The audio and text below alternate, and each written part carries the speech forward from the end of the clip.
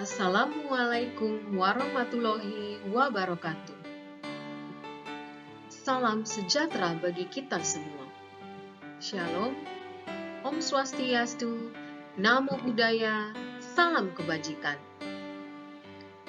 Perkenalkan, saya Reni Kristina, calon guru penggerak angkatan ke-9 dari DKI Jakarta. Saya mengajar di SMP Negeri 236 Jakarta. Pada kesempatan kali ini, saya akan memaparkan Jurnal Refleksi Dwi Mingguan Modul 3.1.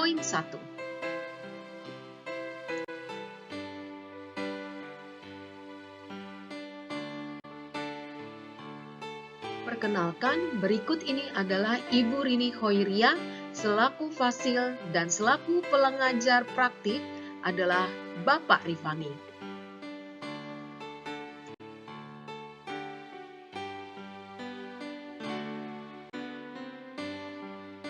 Jurnal refleksi Dwi Mingguan ini adalah membahas tentang sejumlah materi yang sudah dipelajari dari modul 3.1.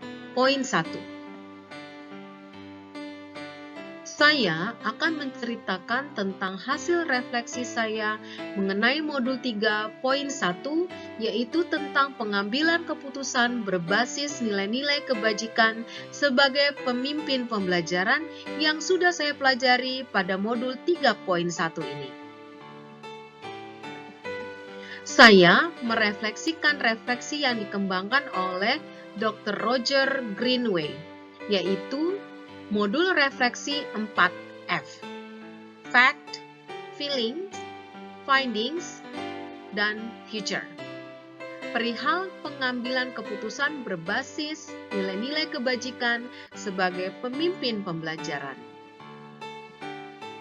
Kegiatan refleksi ini bertujuan untuk mengetahui sejauh mana pemahaman dan penerapan saya dalam mempelajari modul 3.1 ini.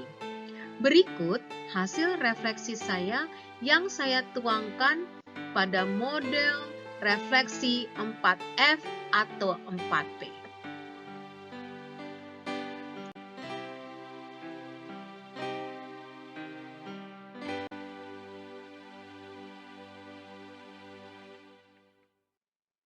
Pertama, peristiwa atau fact. Sebelum memulai modul 3.1, kegiatan ini diawali dengan kegiatan pretest. Untuk modul 3, untuk mengetahui pengetahuan kami selaku CGP tentang pengambilan sebuah keputusan. Selanjutnya, sama seperti modul sebelumnya, pembelajaran dilakukan dengan alur merdeka. Diawali dengan mulai dari diri, eksplorasi konsep, ruang kolaborasi, demonstrasi kontekstual, elaborasi pemahaman, koneksi antar materi, dan terakhir adalah aksi nyata. Pada alur ini, saya menjawab pertanyaan pemantik mengenai maksud dari kutipan Bapak Menteri Pendidikan, Kebudayaan, Ristek, dan Teknologi mengenai beban dan amanah kepemimpinan.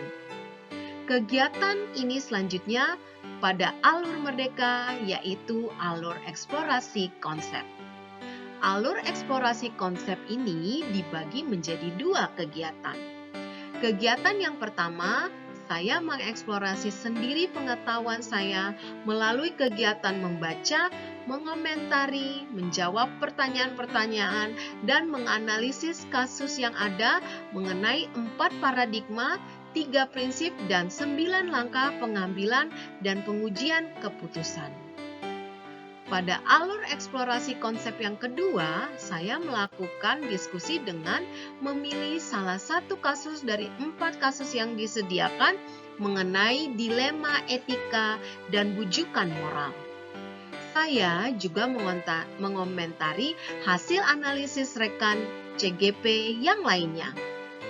Kegiatan selanjutnya yaitu alur ruang kolaborasi yang pertama. Pada kegiatan ini, saya mendapatkan pemahaman dan ilmu mengenai pengambilan keputusan dari fasilitator.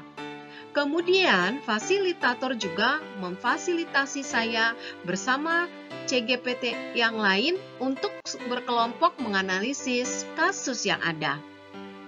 Saya bersama 4 rekan CGP lainnya menganalisis bersama sebuah kasus dilema etika yang pernah dialami oleh salah satu dari kami.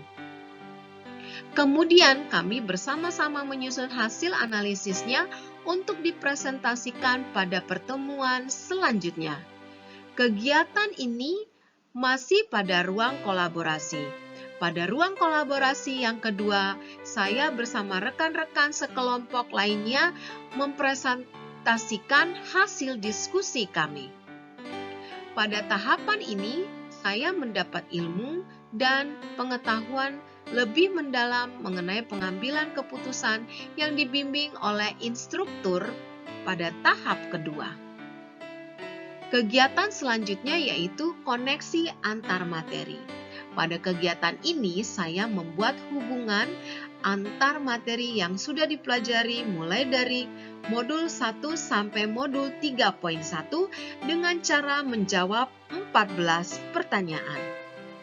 Kemudian, pada tanggal 17 Februari 2024, kami seluruh CGP dari Kabupaten Jakarta Timur II melaksanakan lokakarya.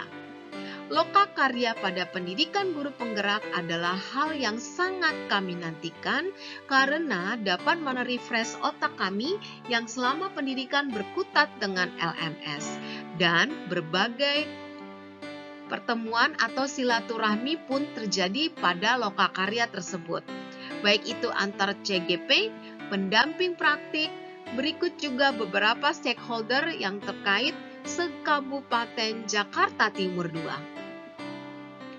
Kegiatan yang terakhir adalah aksi nyata, di mana saya membuat rancangan aksi nyata pada modul 3 poin ini, yaitu dengan melakukan diseminasi, membantu menyelesaikan masalah yang dengan membuat keputusan berdasarkan 4 paradigma, 3 prinsip, serta 9 langkah pengambilan dan pengujian keputusan yang sudah saya pelajari pada modul 3.1 ini.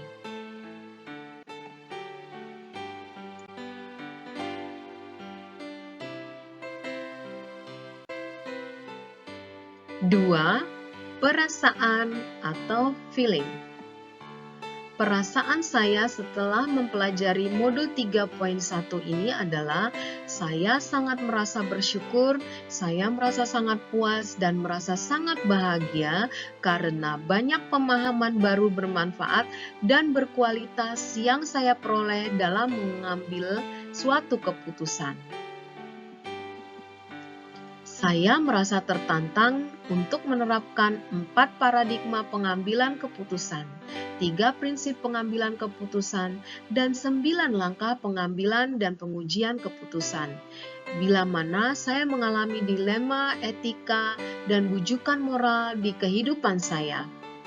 Pengambilan keputusan yang tepat tentunya berdampak pada terciptanya lingkungan yang positif, kondusif, aman dan nyaman bagi semua stakeholder sekolah, khususnya peserta didik. Saya menyadari betul bahwa melalui hasil tugas yang kami selesaikan dan sajikan semakin membuat pemahaman saya menjadi lebih mumpuni mengenai perbedaan dilema etika dan bujukan moral, yaitu melalui membandingkan hasil kerja kami bersama dengan yang dikerjakan kelompok lain.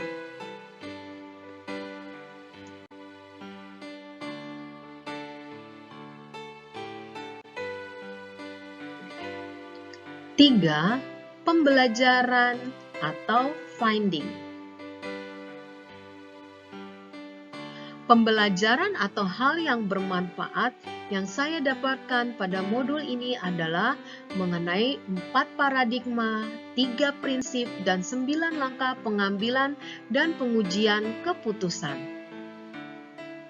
Pembelajaran yang saya dapatkan bahwa dalam pengambilan keputusan harus didasarkan pada nilai-nilai kebajikan universal, membawa dampak positif dan harus menganalisis terlebih dahulu masalah tersebut sehingga dapat kita kelompokkan masuk ke dalam dilema etika ataukah bujukan moral. Pembelajaran yang saya pelajari di modul 3.1 ini diantaranya membedakan dilema etika dan bujukan moral, sehingga diperoleh keputusan yang terbaik, berkualitas, dan terfokus dan berpusatkan pada kebutuhan peserta didik. Selain itu, saya juga dapat memahami bahwa pada diri kita sudah tertanam prinsip-prinsip tanpa kita menyadarinya yang akhirnya menentukan kecenderungan seseorang atau diri kita dalam hal pengambilan keputusan. Ketika seorang pendidik dihadapkan pada sebuah kasus yang merupakan dilema etika, akan ada nilai-nilai kebajikan universal mendasar yang bertentangan dengan seperti cinta dan kasih sayang, kebenaran, keadilan, kebebasan, persatuan, toleransi, tanggung jawab, dan penghargaan akan hidup di sini. Kita dituntut agar dapat bersikap reflektif, kritis, dan terbuka dalam menganalisis nilai-nilai kebajikan yang tergantung dalam sebuah pengambilan keputusan dilema etika. Hal yang penting dalam pengambilan keputusan adalah sikap yang bertanggung jawab dan berdasarkan diri pada keputusan pada nilai-nilai kebajikan universal serta berpihak pada murid atau kebutuhan peserta didik kita.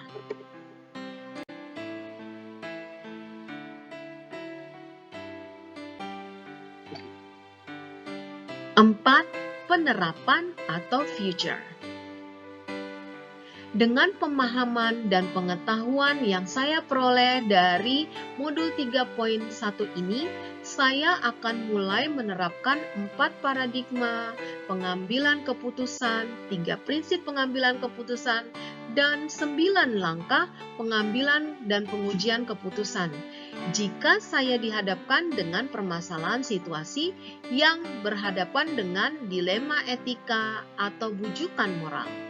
Setelah memahami dan mendalami modul 3.1 ini, saya berharap dapat melatih keterampilan pengambilan keputusan sebagai pemimpin pembelajaran dan dapat saya terapkan di lingkungan kerja saya sehingga ketika ada permasalahan atau ada problema, saya dapat mengambil keputusan secara tepat, adil, dan sesuai nilai-nilai kebajikan, bertanggung jawab, dan berpihak pada kebutuhan dan berpusatkan pada peserta didik. Dan saya akan berbagi pengalaman dengan rekan sejawat yang lainnya, dan dengan demikian bisa diambil keputusan yang benar-benar bermanfaat, yang dapat dipertanggungjawabkan, dan semuanya demi kepentingan dan berpihak pada peserta didik.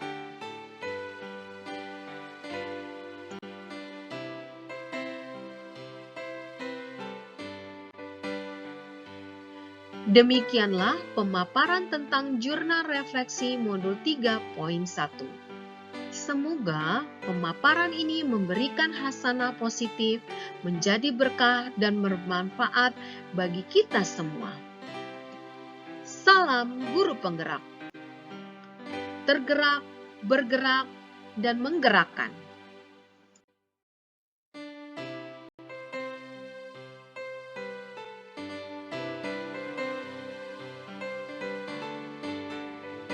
Sekian dan terima kasih.